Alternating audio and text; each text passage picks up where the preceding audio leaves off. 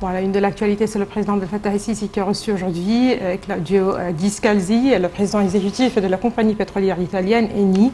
Ont assisté à cet entretien plusieurs responsables d'Eni en présence du Premier ministre Mostafa Madbouli, du ministre du Pétrole et de la Richesse pétrolière Tarek Al-Molla.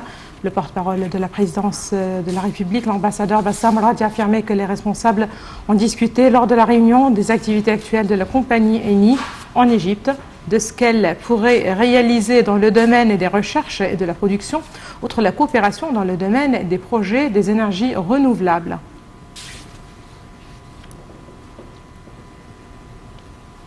Le président Abdel Fattah el-Sisi a eu un contact téléphonique avec le président irakien Barham Saleh, selon le porte-parole de la présidence, l'ambassadeur Bassam Radi. Lors de l'appel téléphonique, le président el-Sisi a affirmé le plein soutien de l'Égypte à l'Irak dans les circonstances actuelles. Radi a ajouté que le chef de l'État a jugé nécessaire de respecter le dialogue et de faire prévaloir l'intérêt national de l'Irak avant toute considération afin de préserver la sécurité, la stabilité et la souveraineté du pays. L'Égypte et les pays arabes sont prêts à contribuer à tout effort commun visant à mettre fin à l'escalade et aux affrontements, a poursuivi M. Bassam Radi. De son côté, le président irakien a exprimé sa profonde appréciation pour le soutien historique de l'Égypte à l'Irak, valorisant les relations privilégiées entre les deux pays.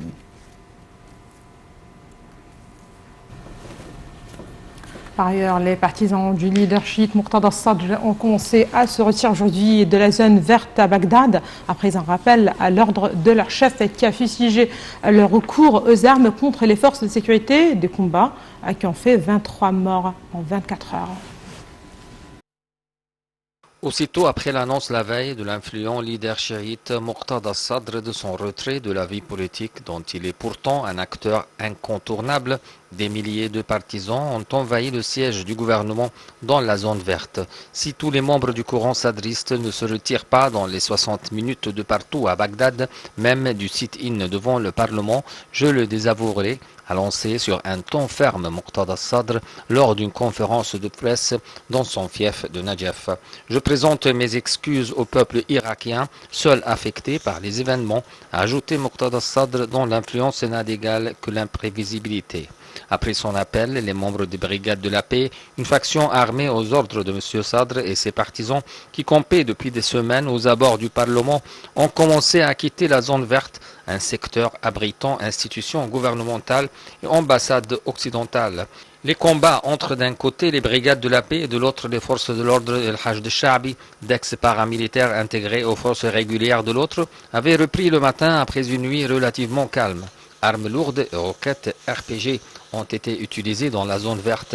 Les États-Unis, où ils déploient les soldats, l'ONU et la France ont appelé, eux, à la retenue. L'Irak est plongé dans l'impasse politique depuis les élections législatives d'octobre 2021, remportées par Muqtada al-Sadr, les barons de la politique parvenant pas à s'accorder sur le nom d'un nouveau Premier ministre. Donc le pays n'a ni nouveau gouvernement ni nouveau président. Pour sortir de la crise, Muqtada al-Sadr et le cadre de coordination s'accordent sur un point, il faut de nouvelles élections.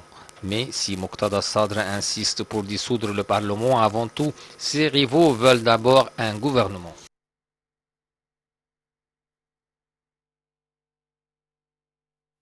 Le Premier ministre Mostafa Madbouli a assisté aujourd'hui à la signature d'un mémorandum d'entente entre l'Organisme général de l'investissement et les zones libres et le groupe Stellantis, le constructeur automobile mondial. Le mémorandum porte sur l'accroissement de l'ampleur de la coopération en cours entre le gouvernement égyptien, représenté par l'Organisme arabe de l'industrialisation, et le groupe mondial Stellantis dans le domaine de l'industrie automobile. Ce mémorandum s'inscrit dans le cadre de la stratégie de l'industrie automobile lancée récemment pour encourager les constructeurs automobiles œuvrant dans ce secteur à injecter davantage d'investissements dans le marché égyptien.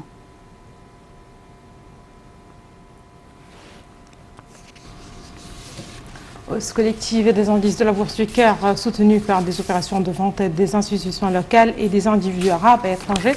L'indice principal, le JX30, a gagné 0,3% pour atteindre 10 154 points. Les deux indices, le JX70 et le JX100, ont gagné respectivement 0,3 et 0,4%.